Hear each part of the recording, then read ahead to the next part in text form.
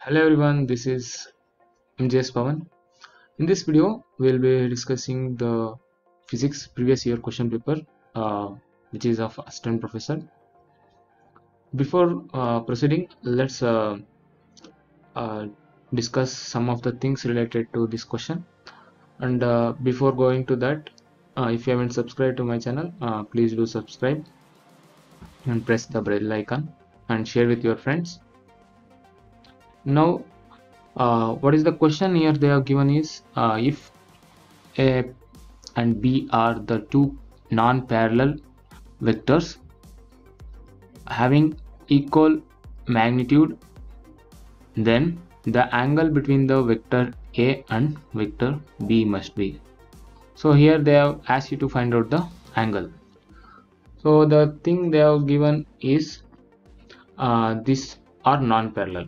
So I will consider vector A, vector B, okay, vector B in this direction and vector A in this direction. Since they are non-parallel, you can see here they are non-parallel and they have an angle of 90 degree between them. Done. Now they have told that they have an equal magnitude. So they are asking you to find the angle between A vector and A plus B and A minus B. For this, I will draw one more vector, that is, if you add these two vector, A vector, this is A vector and B vector, when you add, you get the resultant in this direction. This is A plus B. And one more vector which is will be resultant of A minus B vector. So just I will elongate this still more. Okay, this is the B vector. This will be negative direction. Similarly, the way A vector, which will be in the this direction, this of minus and this of A minus. Okay, the resultant of these two vector will be in this direction. Resultant of this one and this one will be in this direction. That is the sum of these two vector. And this is the A minus B vector. So we need to find the angle between these vectors. Done. Now let's consider the angle made here is theta, and the same angle we know that this total angle is 180. Okay, so the angle remaining up to here is up to here is 180 minus theta. Okay, I will change the color. The angle this from here to here is 180 minus theta. We know from the vector calculus that A plus B whole square can be written as magnitude of A square plus magnitude of B square plus 2AB cos theta. Similarly, A minus B is equal to magnitude of A square plus magnitude of B square minus 2AB cos theta. So this is the basic things I have discussed. Basic. Okay, now let's solve this. In the question they have given that they have an equal magnitude. Equal magnitude means A is equal to B. Now what happened to this 1 and this 1 and 2? So first solve for 1. It will happen 2A whole square is equal to magnitude of A square plus magnitude of B square plus 2A into magnitude of A cos theta.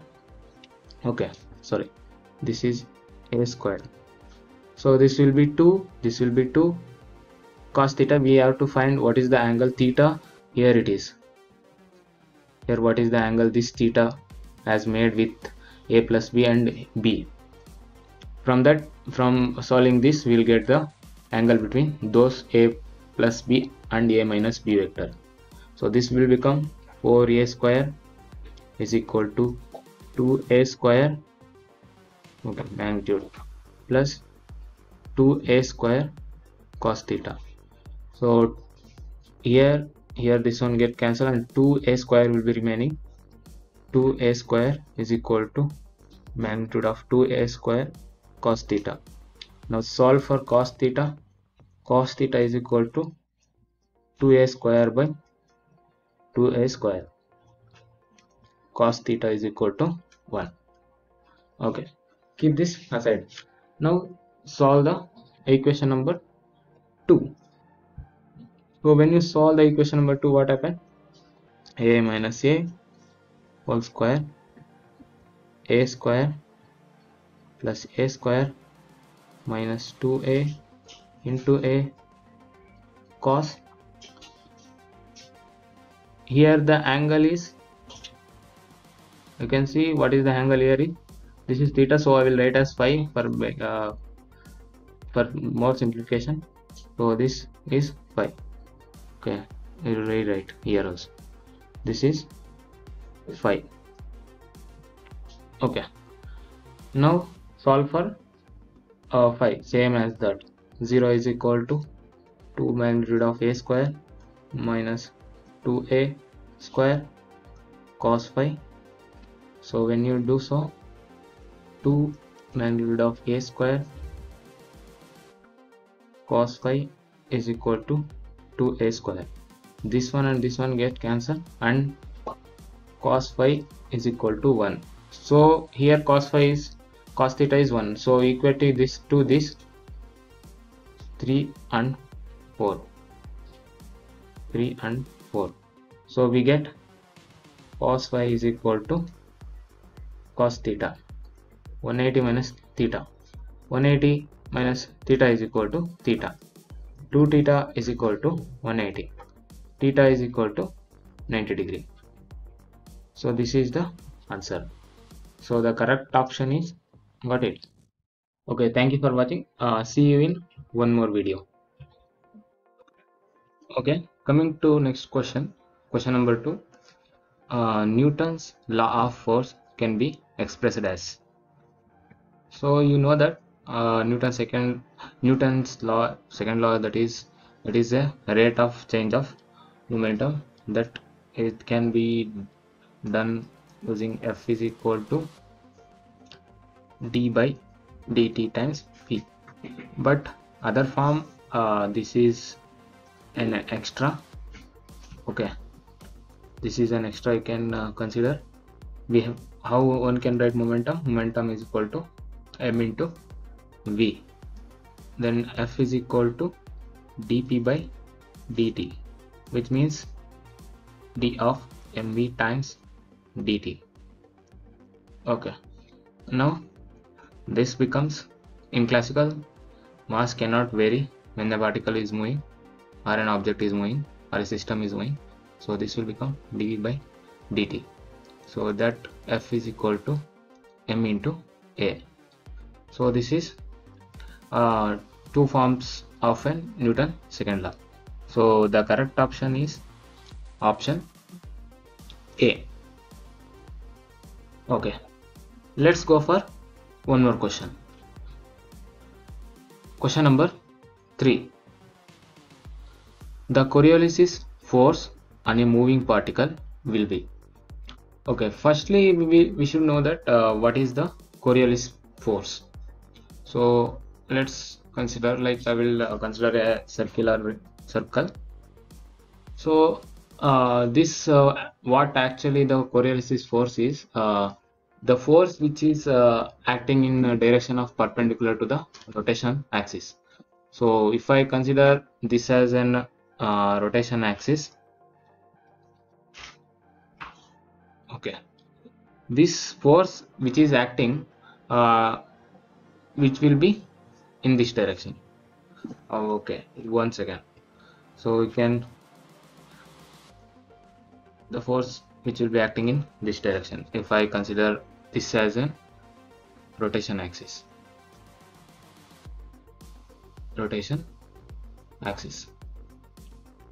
Okay, and the velocity of the body in the rotating frame, and which is proportional to the object speed in the rotation frame.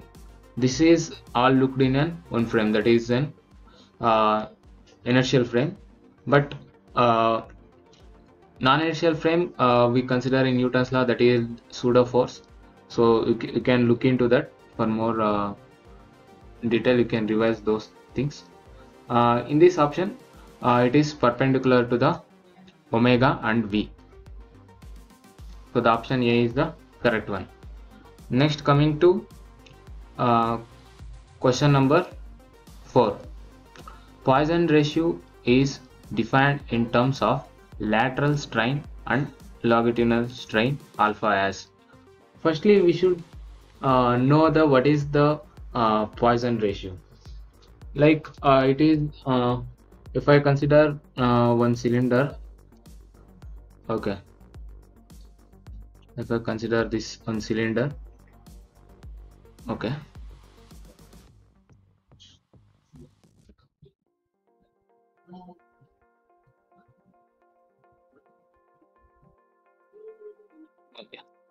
this as an one cylinder.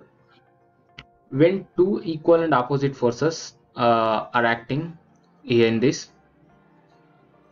and if I consider an imaginary body inside like this,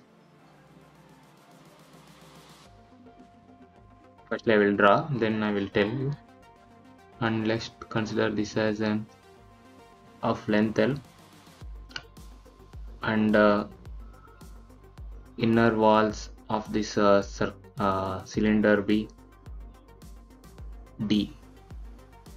Oh, sorry, this diameter be D, and this diameter be small d. Okay. When two equal and opposite forces are acting on a certain direction on a body, when the two forces are applied on a body in a certain direction, the body extend along the direction of the force. At the same time, it contract along the perpendicular direction, which means suppose if I pull this cylinder, what is going to happen in this direction? So this value get decreases. Okay, like let's re-explain once again if you didn't get.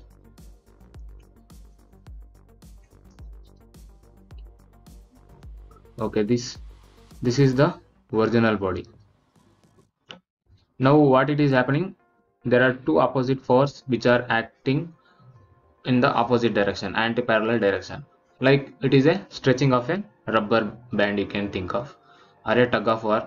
So what does it happen means, this width, what the width it has or diameter it has, it will get reduced, and this direction length of this will be increased. Okay, this length get increases and this get decreases. The fractional change in the length of a body in direction of applied force is a longitudinal strain, and fractional change in the perpendicular direction, which is in this direction to this, okay, this is force opposite direction, which is force applied, is called as lateral strain. This lateral strain ratio and to the longitudinal strain ratio we call as a Poisson ratio. So that how we can write the Poisson ratio, that sigma is equal to beta by alpha. We know that we have studied longitudinal strain as longitudinal strain, that is change in length to the original length, which is an alpha, and lateral strain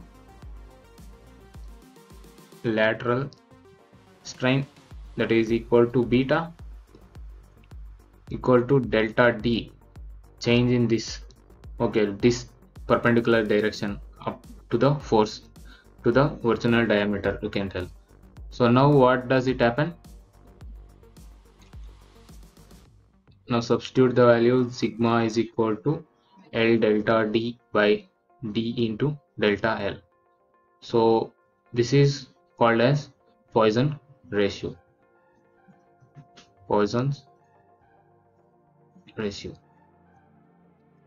Someone will call Poisson ratio, however you can call it.